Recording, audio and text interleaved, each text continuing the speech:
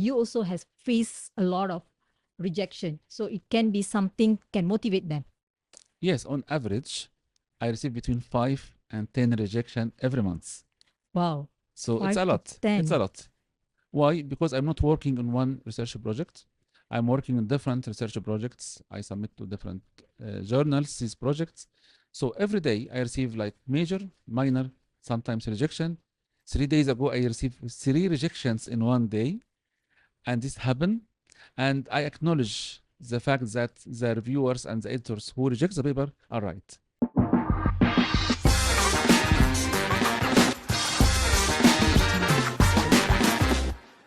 Assalamualaikum warahmatullahi wabarakatuh. Hi everyone, welcome back to another episode of FEP Podcast. So, if you ever wonder what it really takes to build a successful research career, the wins, the rejection, the late nights, and the breakthroughs, then you are going to love today's episode. So, we are calling this one Empowering Your Journey, Becoming a Successful Researcher. And joining us is someone who has truly lived the journey. So, our guest today is Professor Khaled Hussainey, a professor of accounting, Albert Gubey Business School, Bangor University in the United Kingdom. He worked at Portsmouth, Plymouth, Stirling, and Manchester Universities in England and Ain Sham University in Egypt. Professor Hussainey articles have appeared in most reputable journals such as Accounting and Business Research, Business Accounting Review, Business Strategy and the Environment, European Financial Management, International Journal of Finance and Economics, International Review of Financial Analysis, Journal of Accounting and Public Policy, Journal of Accounting Literature, Journal of Corporate Finance, Journal of Environmental Management, Journal of International Accounting, Auditing and Taxation, Review of Quantitative Finance and Accounting, and the last is Technological Forecasting and Social Change. Besides, his work has been cited over 25,000 times, and he also mentored a large number of PhD and DBA students. He was named among the world top 2% of researchers by Stanford University back in 2022. He is also a co-editor-in-chief of Journal of Financial Reporting and Accounting and editor-in-chief of International Journal of Accounting, Auditing and Performance Evaluation. He is also an auditor of International Journal of Emerging Markets, Journal of Sustainable Finance and Accounting, and Arab Journal of Administrative Science. And he is associate editor of International Journal of Finance and Economics. In today's episode, we are going to dive into his personal journey as a researcher, the lesson he learned, the challenges he has overcome, and the advice he has for anyone hoping to build a meaningful and successful research career. So, without further ado, please welcome Professor Khaled Hussainey. So, good afternoon, Prof. How are you today? I'm very well. Good afternoon. So, how's your day? It was fine. Busy a little bit, but it's fine. That's good.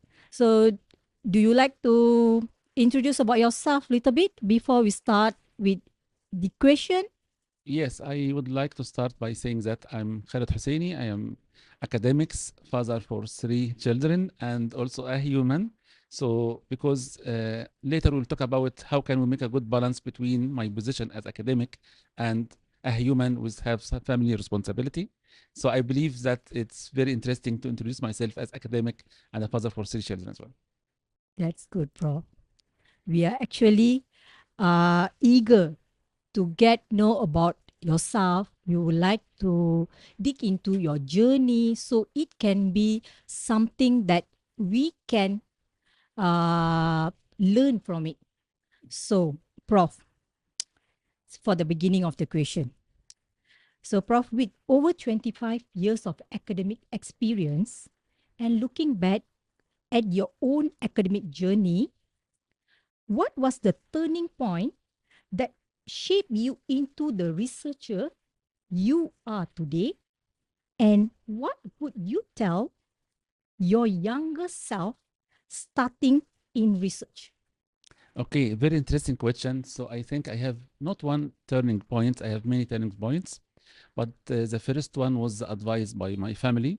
My family believes that education is important. Education has the power to change the life. So this motivates me when I joined the education long time ago in Shams University to study accounting, to work hard. So working hard was like my intention to understand accounting. So either I will be an accountant or a researcher, it doesn't matter. So when I was an early career, my main intention was to make my family happy and proud of myself. So that's why over the 4 years in the university, I worked so hard to just satisfy their need and to make them happy and proud. So once I finished the 4 years, I was ranked as one of the best students at that time.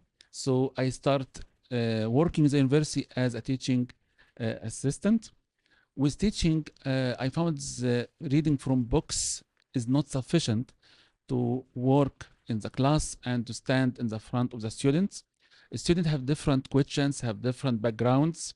So I felt that books is not only sufficient, but I also need to read external material. So I start reading research articles. By reading research articles, I was biased to read research articles in Arabic because I don't know English at that time. So I started reading articles in Arabic to support my teaching by some examples from the articles which is published. So this can give some case study or can give some empirical evidence to the material I'm teaching in the class. So when I continue reading from these research articles, I learned a lot. I learned some concept which is new to me.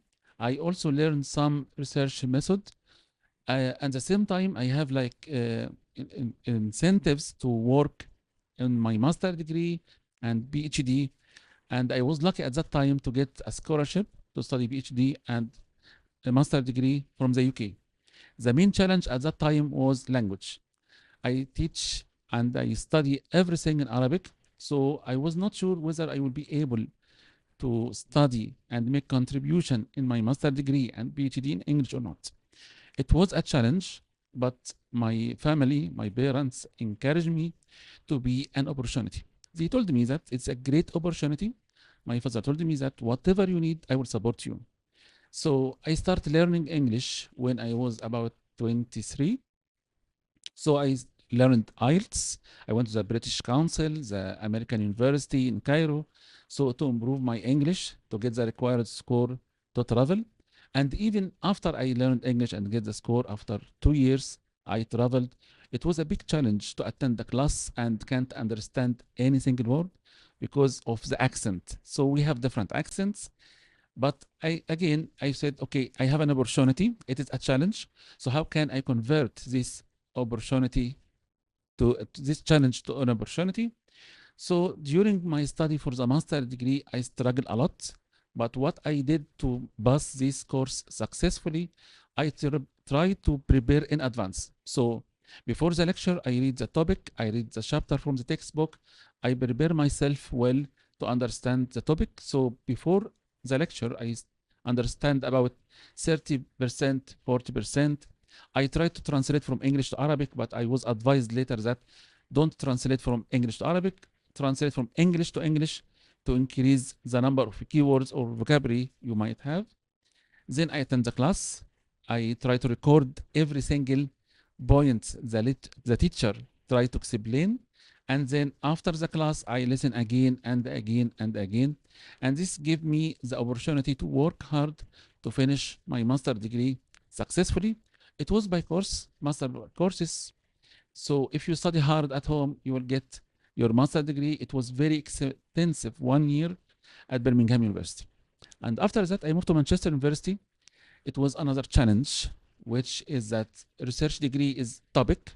So I need to have a research topic. I need to have something brand new. I don't study research method before, so I don't have the techniques to do good research. So I wrote a proposal. It was very weak one, but I wrote the proposal on the area I am interested in. I was interested about accounting and how stock prices react to accounting information. So I met the potential supervisor. He did the interview. He accepted me, but he told me that which journal article you are reading. I mentioned to him to some journal articles, which is local, written in Arabic. I said to him that I didn't read articles in English before. He told me, you might struggle. I said, okay, but I will try my best to read. So from the first year in the PhD journey, I start reading some articles in English, but the point here is that my English is improved, but I found that some articles are very technical. So econometrics, I don't know how I can do regression and these models.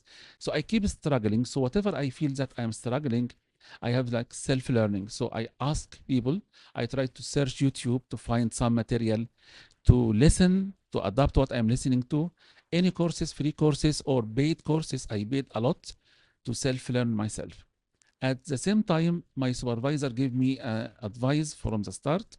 He asked me to read, and he told me that when you read from top-ranked journals. So don't waste your time to read anything available on the internet. So he gave me the guides. He said that for top-ranked journals should be in this ranking. And based on this ranking, read these journals and avoid reading these journals. So I think he gave me the golden advice at the start to move on the right way. So with my intention to make my family happy, and also with my intention to learn to be a successful academic, I think advisor or the supervisor was one of the second turning point for me to be like a successful researchers. So I worked hard over the 4 years for my PhD. I passed the PhD without correction, very minor typos I need to correct. I felt like my family is proud, my supervisor is proud of me as well. And then they asked me, why not staying with us as a postdoc? At that time, I don't know what postdoc mean. So I understand later that postdoc means that I will work full-time, day and night for research. So this also was the third turning point, focusing on research. So for any PhD graduate, if you work 1 year or 2 years as a postdoc, this will help you to improve your research profile, because sometimes during the PhD, you focus on one area of research. But for the postdoc, we extend this area with different research papers. You learn different skills. There is no stress, because during the PhD, there is a lot of stress. But now, you are full-time job from 9 to 6 o'clock every day. You will do your research and you go home, enjoy the rest of life. So I worked during this period for the postdoc, and this helped me to learn a lot of ideas, a lot of research method. Also, I met many people. I have some collaboration. So this helped me to improve the quality of my CV. So I have a very strong CV at that time after my postdoc. So when I apply to any top-ranked university, I got an offer. So I started by Sterling University. So in 1 year, I joined as assistant professor. In 1 year, I promoted to associate professor because of my profile. And also, I moved to another university, which is Plymouth University.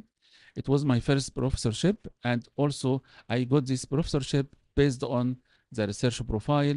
So I keep moving from my university to another. It's like a football player. So university tried to attract me, to give me high salary and give me good position to join them. So I think the turning point was the advice for my family, my intention to make them happy, the better use of the resources. Supervision is a good resources. All the material offered by the university is a good resources. I respect all the comments I receive from any academics, whether it is positive or negative. This helped me to move forward. So I can advise researchers that for this point, if you need to be a good academics, you need to listen well to people who are expert in the area.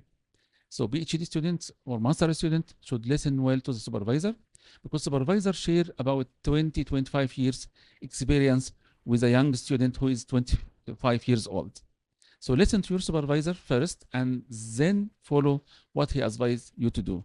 And at the same time, you should have intention. Ask yourself why you are studying master degree or PhD. Without intention, you will not have a self-motivation. Even a simple one, to make your family happy, to increase your salary, to get better job, so whatever the intention is, I think this will help to move forward. Wow, Prof. That is a great, I would say, it's a very fantastic experience that you have gone through, because you have mentioned that you yourself are not good in English at the beginning because you are a native Arabic speaker. Yeah, So you took a lot of effort in learning, I would say, it's a second language, so that you can up to here. And I like the point that you have mentioned. There are 2 points that I really like it. First, education actually changed the world. exactly. That's true. And second, you said that what is your motivation when you are going to do something? So I would say our niyat. Our niyat is very important. So if we have a good intention and we have a good motivation, we can success in our life based on how we are going to um, walk in our pathway. Yeah, And another thing, the third one, I forgot. The important thing when you're going to continue your postgraduate study, the important thing is that a good relationship with supervisor. Mhm. When the supervisor and the student doesn't have a good relationship, then it's very difficult for the student to pursue their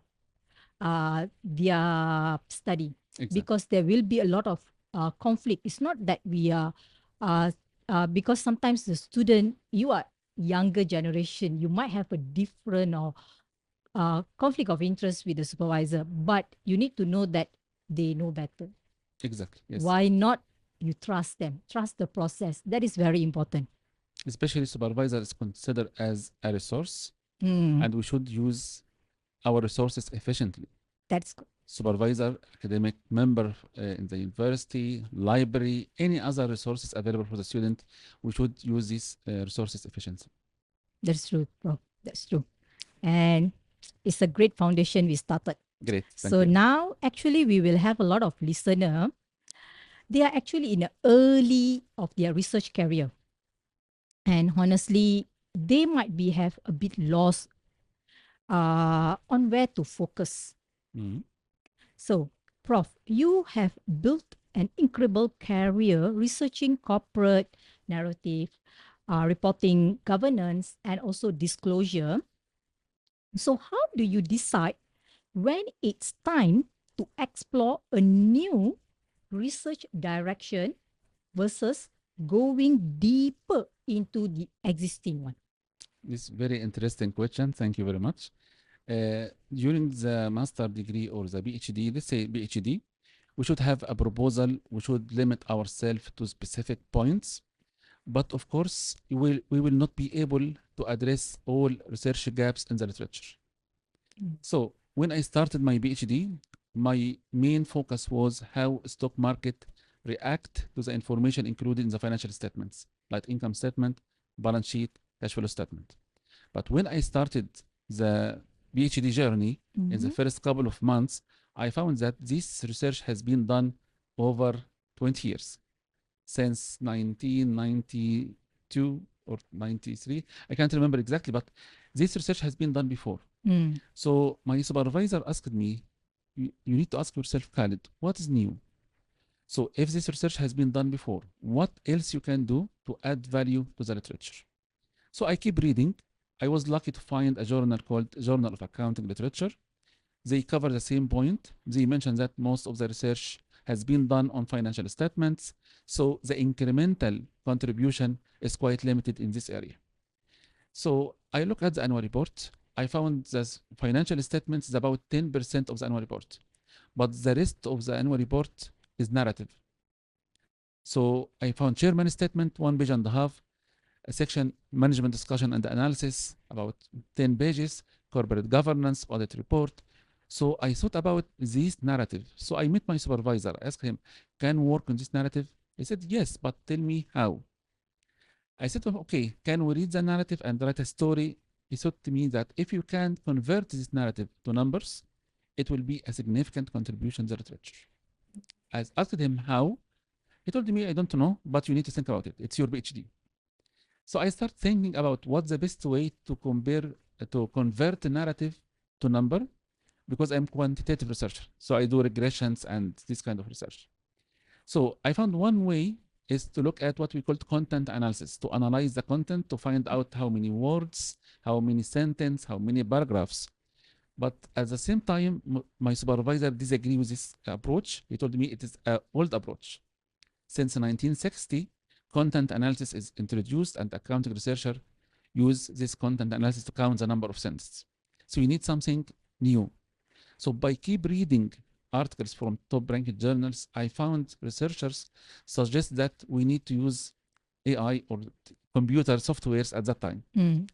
So I searched for some softwares. I found software called NVivo. So I found one university run a course, paid course on this. It was Faculty of Medicine in one university in the UK. I went there, I asked the teacher, can I use this software to analyze annual reports? She said, no, this software for interviews only. So I asked her, how can we analyze interviews using NVivo? She explained well, how can we do it? And I reflect on her explanation on the annual report. So it was a surprise to my supervisor that I can use NVivo to score a large number of annual reports. So assume that you have 8,000 annual reports. Rather than reading all these reports, I just upload them in the software, and with double click, I got the number of sentences in each of these annual reports. So it was very successful at that time. It was in 2003. At that time, I started this project in 2001. I got all the annual report. I put in the software. I have some keywords. I run the software. I got the disclosure score for each company. It was like a massive contribution at that time because no one else have done it.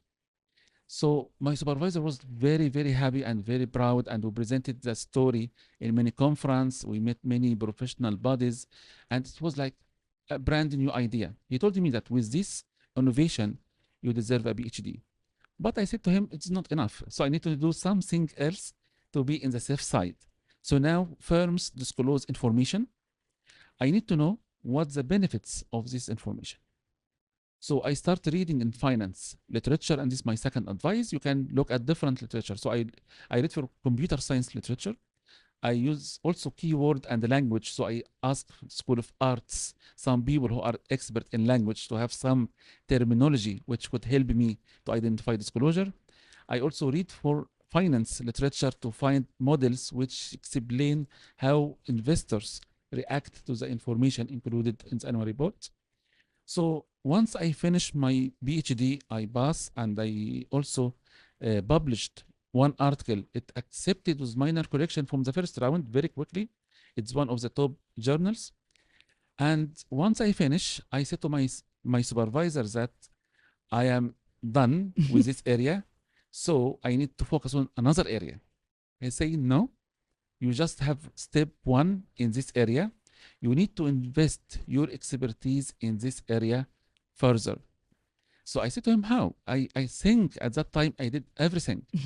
I said, no, this step number one, what you measure, Khaled, is disclosure quantity, number of sentence. Do you have any thought about quality of the information? I said, no. He said, okay, quality of the information might be one dimension of the research. So he starts thinking with me about different elements of research related to the same area. So over 20 years, since I finished my PhD in 2004 until 2024, I keep working on this area with myself, with my co-authors, and also with my PhD students. So some students look at sustainability, risk information, different dimension, but using same methodology. And after 5 years, we found that this methodology could be much improved. After 10 years, we start using AI. So always there is recent development in the technology, so we can improve our method, we can get better result, we can examine something which is brand new. So 20 years ago, we don't know something called COVID. But during COVID period, the regulators are asking researchers to find out to what extent COVID-related information is useful for different stakeholders. So I took my methodology. I have some keywords about COVID. I just put it in the software. I run, I get some scores. I build very interesting story about COVID-19. Without this method, which have been developed in 2003, I will not be able to use it again. So I keep working till now, investing in this technology, and of course, adopting now different AI techniques. But at the same time, I keep reading. So by keeping reading articles and attending conferences, I found different angle of research. So I'm not switching totally to a different angle, but just I can use my expertise to link this expertise with a different angle of research. So I think that the best way for early career researcher, they can invest their expertise in doing as much research as they can in the first, let's say, 5 years after their PhD. And then they can think about how can we extend this research or link this expertise with other expertise. So this, I think, will help them to move forward and have a lot of publication. It is a great advice, Prof. Because most young researcher, they have this kind of thought, like what you have mentioned earlier. Once you already finish your PhD, done. Leave it. Say finish. Yeah. I'm going to focus in another topic. So I already done with this topic. I need to explore another topic. But actually, you haven't completed the topic yet. You are just on the surface of the topic.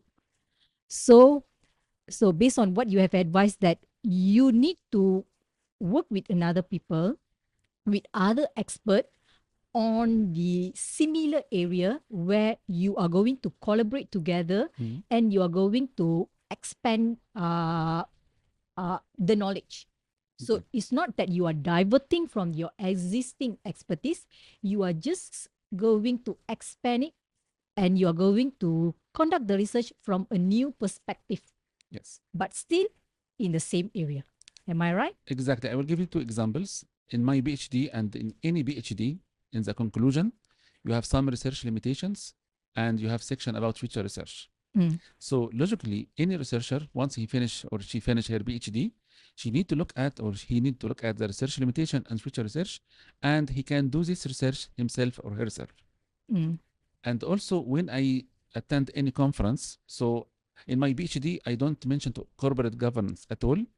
And even I don't know much information about corporate governance. But when I present this topic in a conference, my paper about disclosure only, I found someone else talk about corporate governance. So I have a thought, why not merging my research interest with this person research interest? So disclosure and corporate governance, and we can do something together. And it was very, very successful. And this might explain also the number of publications I have, this kind of collaboration with other colleagues working in different areas. That's great, Prof. So the next question will be something that most people will be thinking, or they are questioning themselves, how they are going to produce more article and how to produce it. Because, Prof, based on your background, which I have mentioned, which I have looked into it, that you have published over 250 articles, and it is in a top review, peer-reviewed journals, and you also are named as a top world top 2% scholars. So, and this is very an incredible work, Prof. But here, what actually I want to ask you, Prof, with so much of pressure on researchers today to publish or to keep the number climbing, how do you personally balance it? That is the first question. And the second, producing the research that actually quality, which is a meaningful research paper Mm. versus just chasing publication quantity? Okay, thank you for the question. First of all, someone might look at my CV and found 250 publication. He might believe that I'm focusing on quantity rather than quality, or I mix between quality and quantity. But we need to keep in mind a factor, another factor very important, is 250 publication over 27 years, which means that on average, I publish about 8 to 10 articles every year.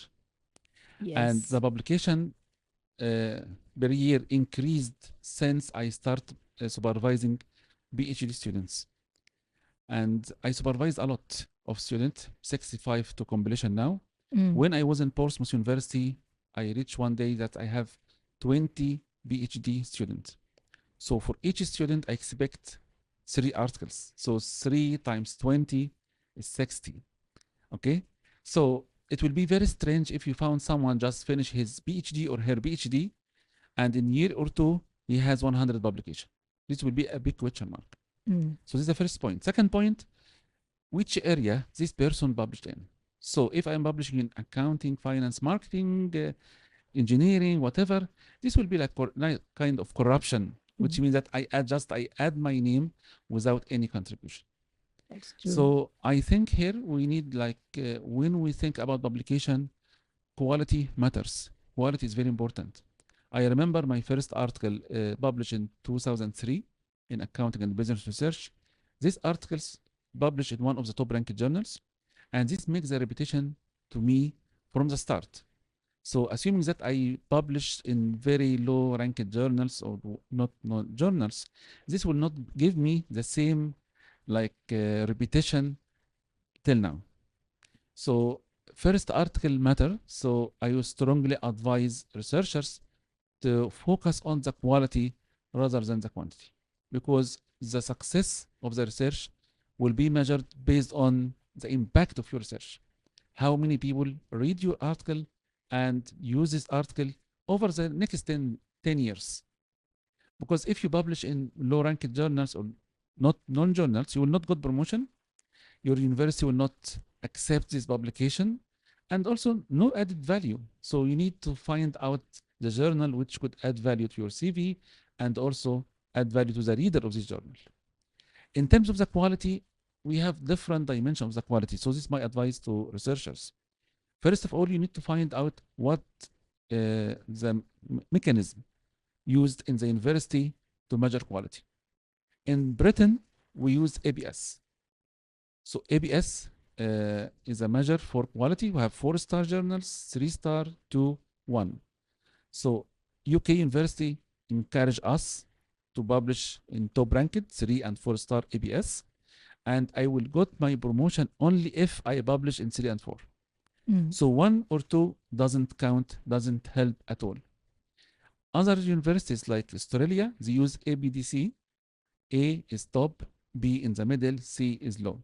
So again, if you need to get promotion, if you need to finish successfully, you need to focus on A. Other universities might look at Scopus, Q1, 2, 3, 4. So each person need to know the requirement for promotion. PhD student need also to know if you need to publish in Scopus, it should be Scopus only or Scopus Q1. So based on the requirement, we can set a target. So if you look at my publication, you will find mix. Something in ABS, something in ABDC, something might be in Scopus Q3 or Q4. So you might ask the question, why I do that? I do that with very good intention. First of all, I know what is required for my university in the UK. So I satisfy the requirement. So I publish a lot of 3 and 1 4-star in UK ranking. At the same time, I'm working with different colleagues around the world. I'm not selfish. I try to help and support them. If my co-author required publication in Scopus, even Q4, and he is the main contributor of this paper, and I'm the co-author, I respect his decision, I support him, and I need to be sure that the article itself is high quality. So I don't care too much about publishing in ABS only or Scopus. What I care about is the integrity of the research. The research should be of high quality. because my name is there. So again, I'm not selfish. I try to support. If this works well with my co-author in his university and he need to publish, let's say in Scopus Q4, he's happy. I need to make him happy to get promotion because I'm already happy because I managed to publish and satisfy the requirement of my university. So this is my answer. Like quality is very important. So for any researchers, before submit your paper to a journal, you need to be sure that the journal at least listed on Scopus or World of Science or ISI or ABS or ABDC. Otherwise, you are wasting your time. Fantastic, Prof. Okay, you have mentioned that quality is important. Yes. So, as a researcher, I agree with you that quality is very important. You cannot chase quantity because when you chase quantity, you are just focusing on to show that you have published a lot of articles, but we are not aware whether our article has quality or we don't have quality in our writing. So we need to focus on the journal and the how to write the paper, the quality paper. When you focus on the good journal, you are going to produce a good quality paper. So, Prof, add on to that thing because we have integrity. You have mentioned about integrity and the quality is very important. As a researcher, you need to have an integrity. And integrity is not as a researcher only, as a human being. You need to have an integrity. So, nowadays, I won't say that it's a young researcher or senior researcher, whoever it is. They might overlook on the part of integrity and they are chasing after the number of articles on the quantity. What will be your advice to people in that kind of mindset? Maybe we can bring them back that they need, as a researcher or as an academician, they need to focus on the quality rather than quantity because the quantity is not going to give you anything. Because people, when they chase on the quantity, they publish in different area, different aspect of the study, not focusing on their expertise. Yeah.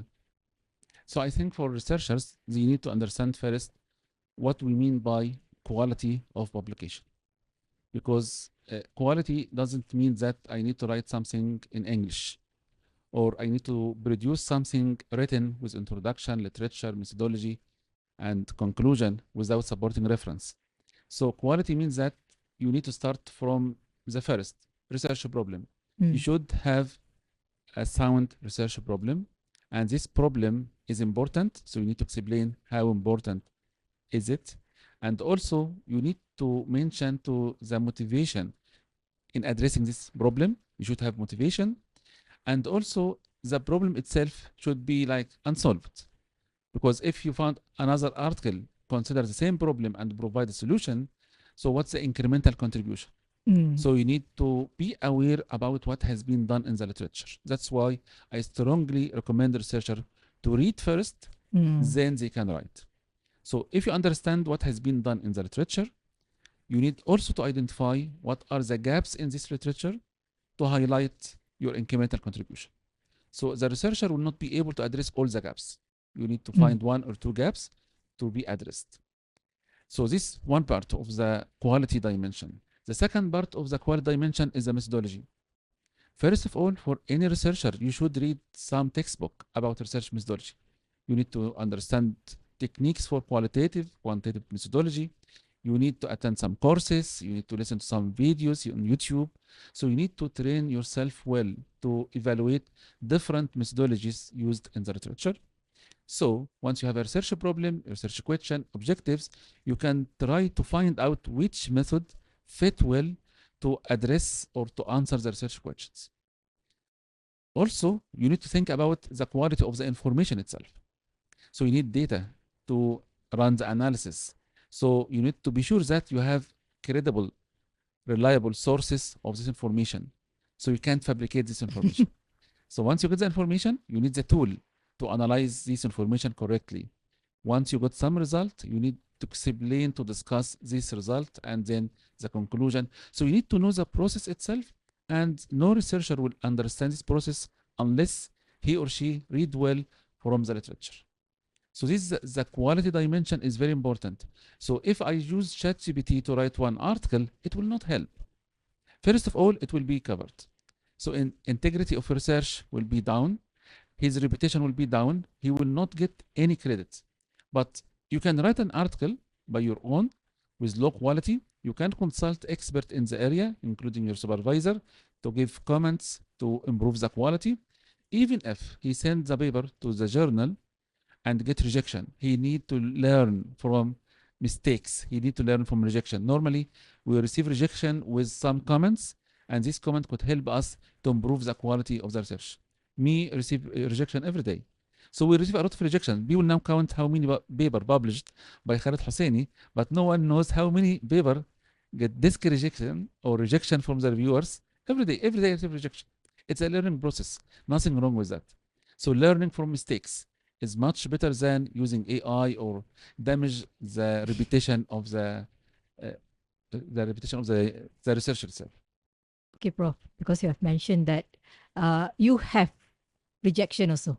Yes. If you don't mind, can you share the number of papers that been rejected or the number of rejection that you have faced?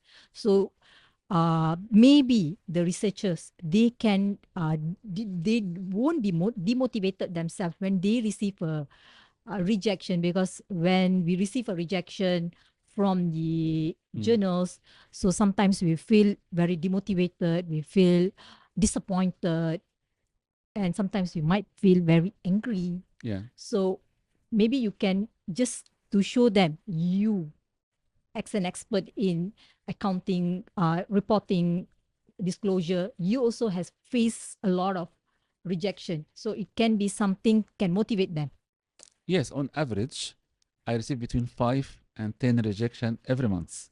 Wow. So it's a lot. 10. It's a lot. Why? Because I'm not working on one research project. I'm working on different research projects. I submit to different journals these projects.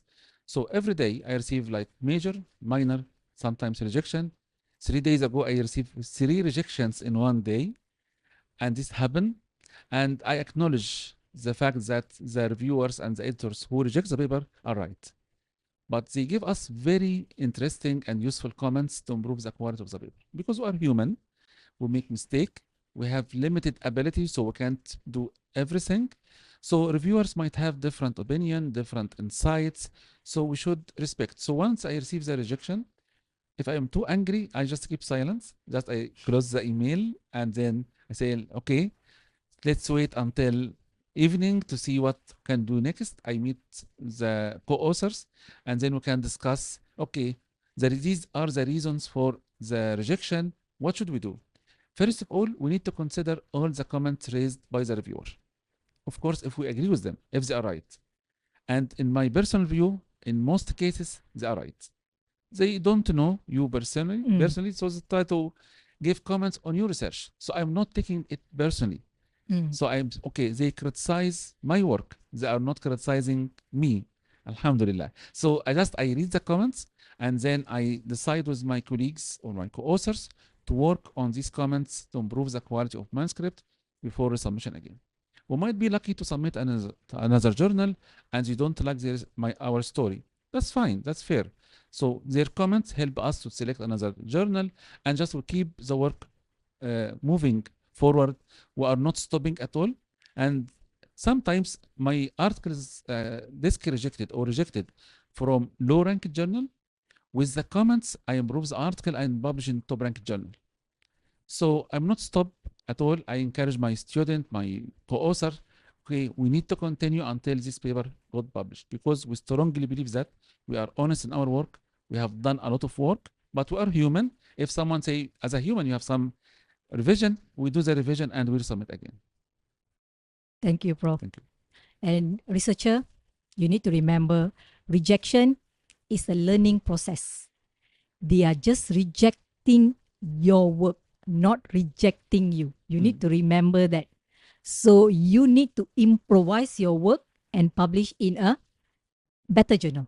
So it is a learning process. So every day we are learning new things, new knowledge, and new idea. Okay, next, Prof. Actually, I really love on the particular quality and quantity. So on the rejection part and everything. So now we are going to speaking of working with others. Okay, Prof. Working with others is very important. You need to have a good chemistry. If you don't have a good chemistry, you cannot work with that particular person. You cannot work with that co-author. That person cannot be your co-author for a longer period. So you need to work, solo Mm. as a lone ranger. So, and research is not a solo sport that you need to work alone. You need to do it everything alone. You need to work in a pair or in a group, like a sport, Mm. like a badminton sport or like a football sport. So you need to work in Yeah. a group or in a pair. It cannot be a single. So you cannot sustain. You will be demotivated. You will be, I'll say that for sure we are going to burn out. So collaboration seems to be the central of your work, and you have mentioned that you give priority to your co-author. Yes. That is very important.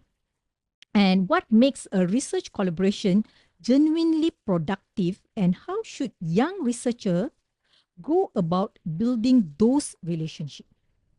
Okay, very good question as well. So I will talk about my own collaboration first, then my advice to younger researchers. Sure. So during my PhD and master study in the UK, I try to keep a good relationship with my friends working the same field. So we have socializing hours with us each time. So we have good relationship. We talk with us about research.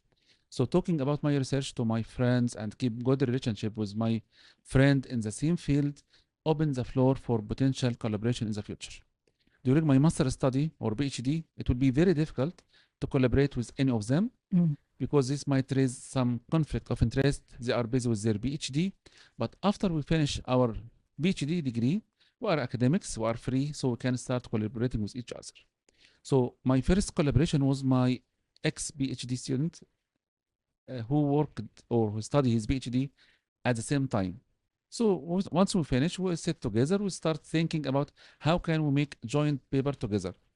And here we are not saying that I will add your name and you will add my name. This is not acceptable. What we say Yes. is that I have this paper, I will get permission from my supervisor, so you can work with us, you can add your expertise in this area, Mm. so we can add something new compared with what has been done in our PhD. So in this case, he will join if the supervisor is happy, so we can have a team of 3 or 4 and we can work together. And this will be based on your personal relationship with the student. At the same time, during the first or the fourth year PhD in your university, you have many member of staff who know your work. Mm. You present, you have assessors, you have internal, you have external. Also, these are valuable resources after the PhD. So after I finish, I contact my examiners. Are you happy to work together? They say yes, but not from your PhD. Your PhD is the work of your supervisor. Mm. But if you have any idea out of the PhD thesis, we are happy to work. Also, conferences, when I attend any conference, I have the intention to work and find new collaborators. So I attend, I show some interest, I listen carefully, I give some comments, but at the same time, I meet the presenter if I'm interested in his area. I said that I like your idea. We can extend your work by doing this and this and this and this. If you are happy, I can contribute in this way. He might say yes, he might say no. Based on my experience, I got like 50-50. Some people don't know me, so try to avoid, or others might say, okay, you are welcome. So they share their data with me, or I share my data with them and start working together. So this, like when I was a student, keep good relationship with my students, my friends. When I was also a student, I keep good relationship with my supervisor and assessors, internal or external. Conferences help during my study and also after my study. When I was a member of staff here, my relationship with my student, PhD students specifically, should be good relationship. So I work with my PhD student, I guide them, I give them some lessons about research publication. I give some talks for them as well.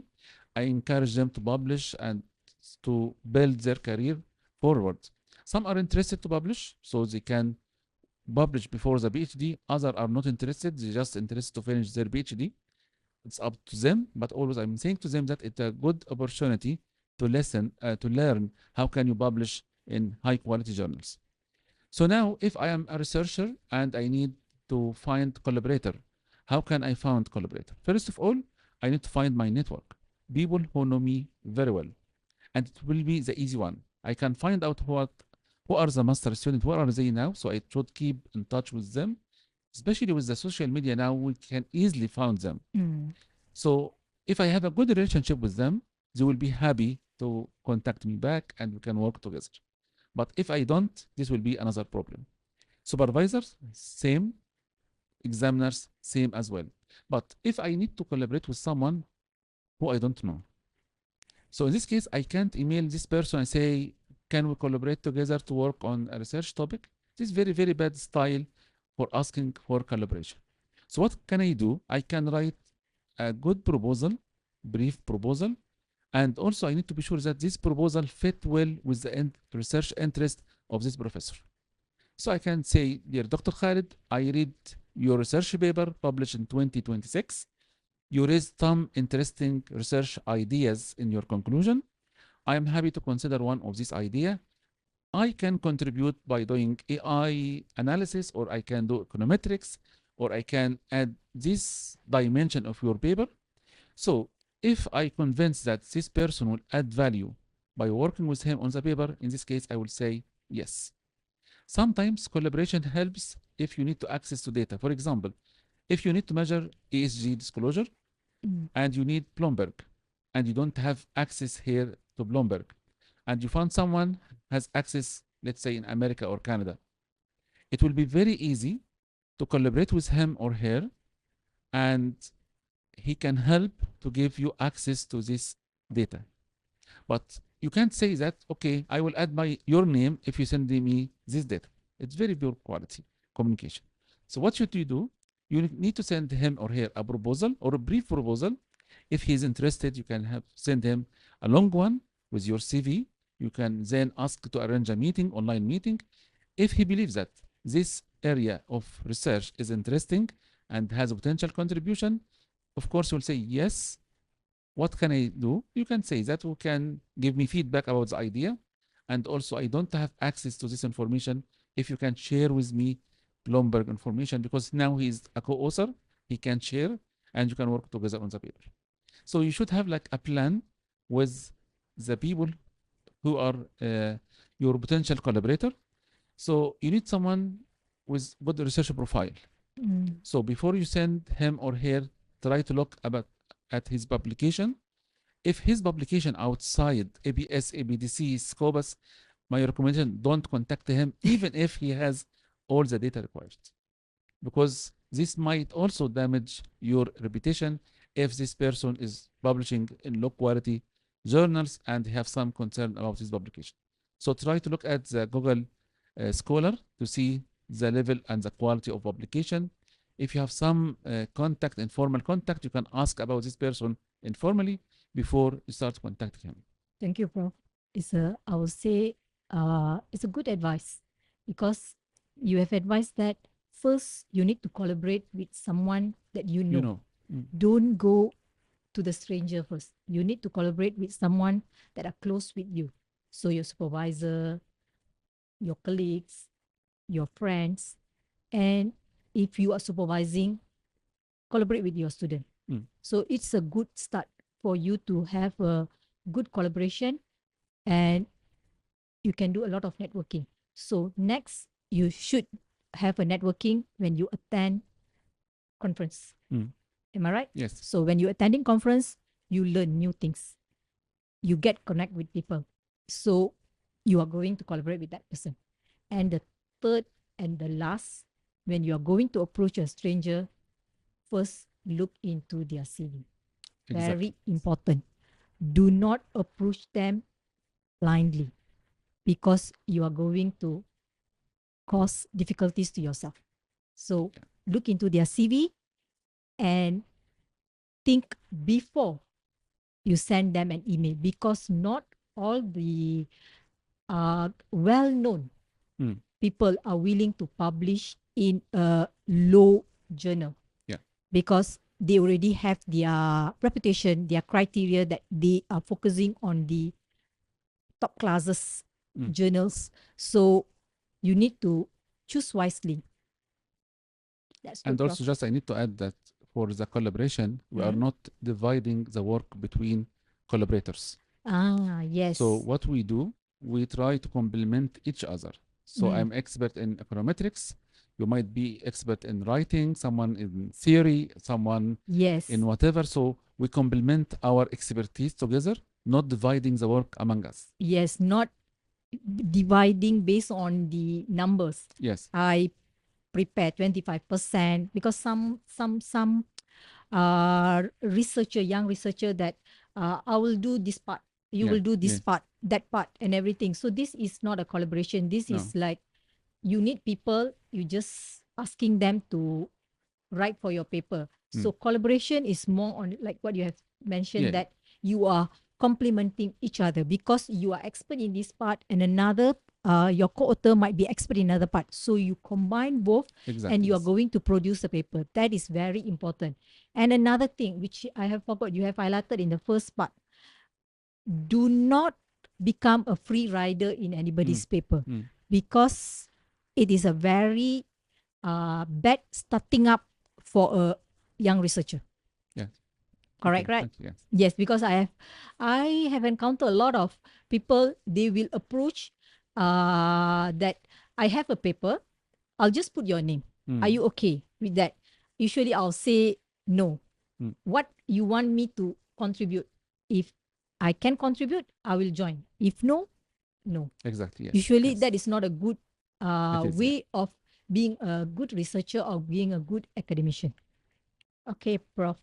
Then we are going for the another real second part, will be about how you are managing your life, because academic life is really demanding, Prof.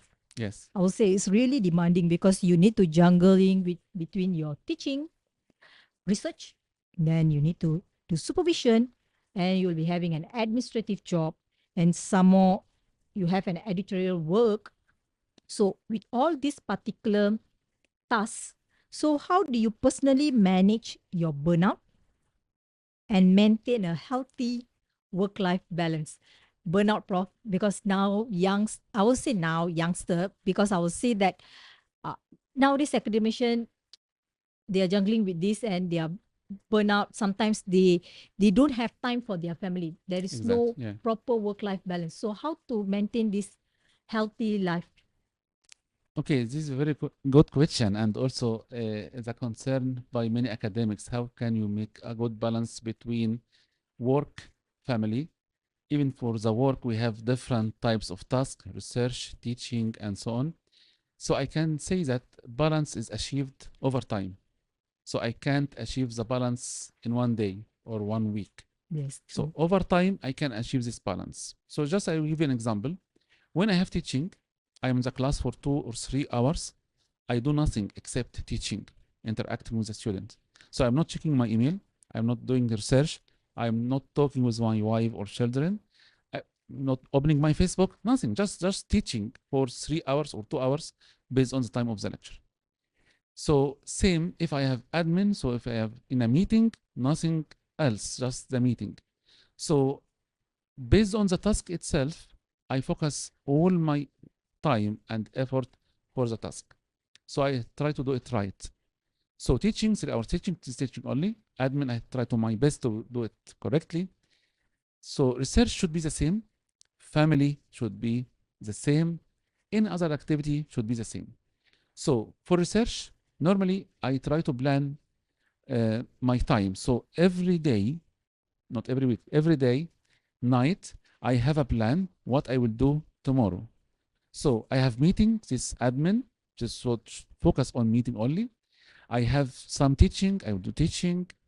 Research time is very flexible, but if I decided to do research, I should like block my calendar during these 2 hours. I will not open my Facebook. I will not open social media. I will not reply to any telephone call unless it's from my family or something urgent. So this is what make a good balance. And that work starts from 9 to 6. So my wife and my children has the right. So when I go back home, I should switch off my mobile. I should enjoy with them the dinner. We need to talk. We need to speak. Sometimes I'm like have a deadline, so I can just eat with them quickly and start working again because I have deadline. But if this deadline, okay, I finish this work, I spend too much time this week on research, I can take one day off. I can spend more time with my family. So over time, I should have this balance.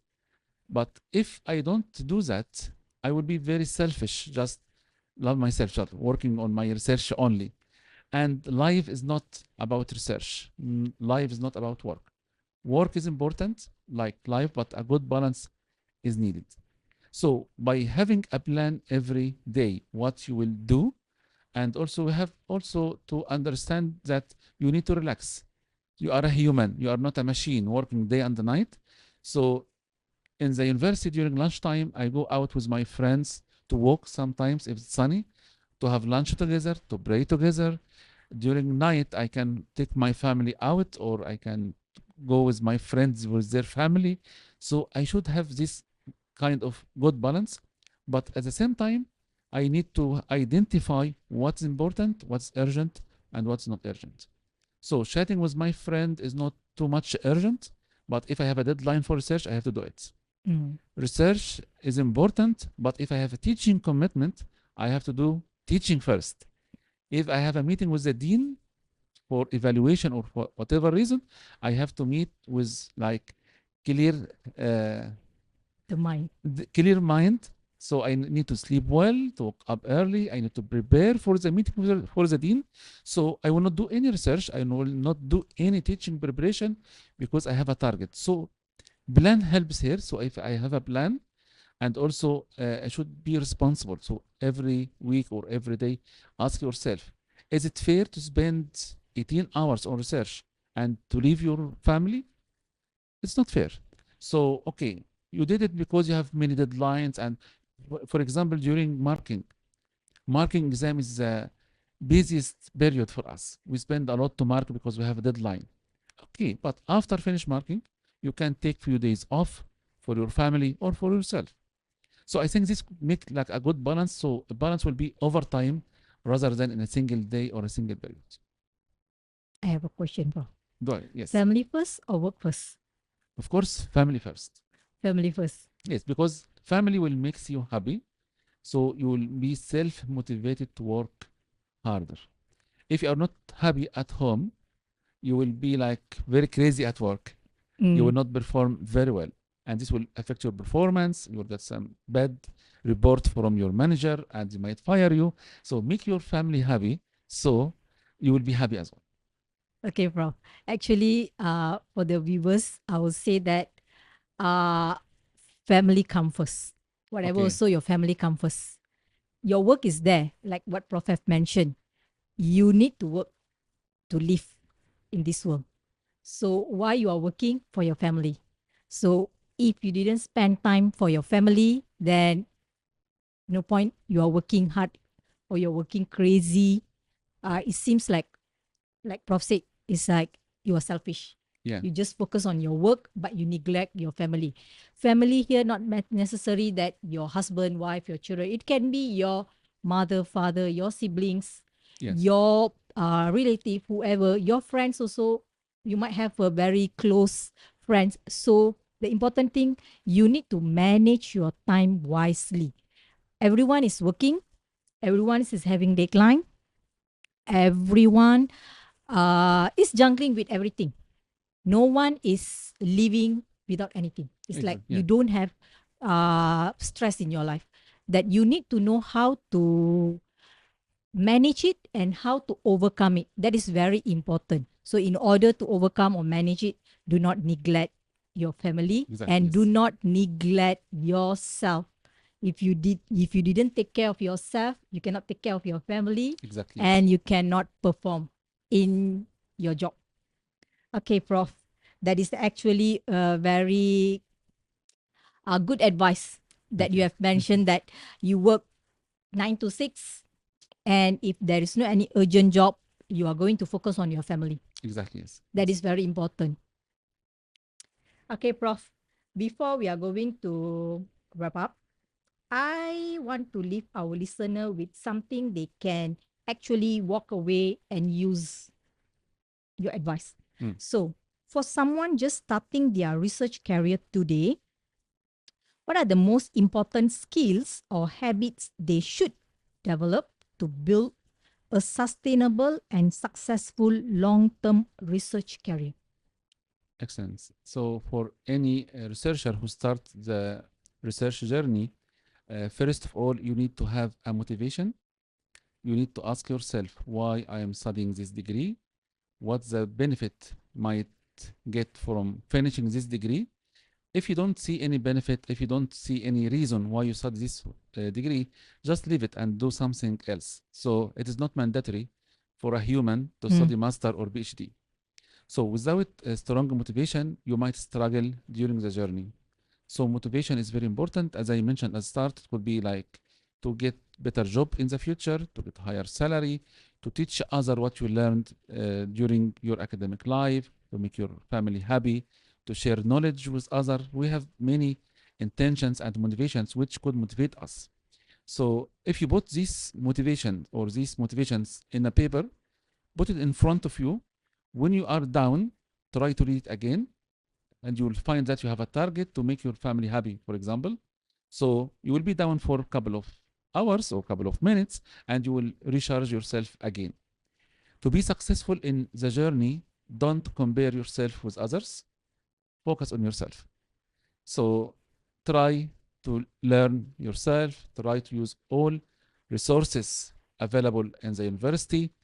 Try also to use all resources available online. We are now in the era of AI. So if you need to learn anything, let's say Python software or new in Vivo. Now, if you ask ChatGPT about some questions, he will suggest some answer. You can look at this answer, you can look at the links, you can teach yourself many skills. So don't rely only on your supervisor. Your supervisor is a valid resource to give you advice until you finish, but at the same time, use all resources available at the university or outside the university. The key point here is that you need to read. Without reading, you will not be able to finish your degree successfully. I always advise my students in year one, first year, please don't use AI. In year one, you need to sit in the library, you need to read textbook, you need to read research articles, you need to have the knowledge. So next year, when you use AI for whatever reason, you could ask the right question, you will get the answer. And then you can read the answer and you can say this answer is right or wrong. So keep reading about methodology, about your topic, will keep you up to date about the recent trend in the research and also the recent development. You will understand the recent methodology, the econometrics techniques they are using. And also, I will give another advice which I follow during my study. Help others. If you help other colleagues, you will, first of all, you will talk with them about what you learned. They will share also their knowledge with you. This will help you to make a good collaboration with these friends in the future when you finish your PhD. So support each other. If you have any line of information, if you found very interesting result which explain research methodology in a very simple way, share this link with your friends to get benefit as well. Because these friends might also share with you some links they have which help you in your research. So keep learning, and don't be sad if you receive rejection or if you get some negative comments from your supervisor. Remember that journal editors and supervisors give comments about your work, not about you. So if they like the work, they will say, well done. If they don't like your work, they say, okay, we have some concern about your work. So don't take it personally. It's about you, your work, not you. So learn from mistakes, learn from rejection. So be patient with progress. In one day, you will finish your PhD. With success, in one day, you will get published. So don't compare yourself if you are first year. Don't compare yourself with someone in the last year. He has publication, you are not. He has a clear idea about his topic, you are not. This comparison is not valid. So you can ask your supervisor to evaluate you. Also present your work in a conference to get feedback about your research idea. Keep reading will help a lot in the whole journey until success.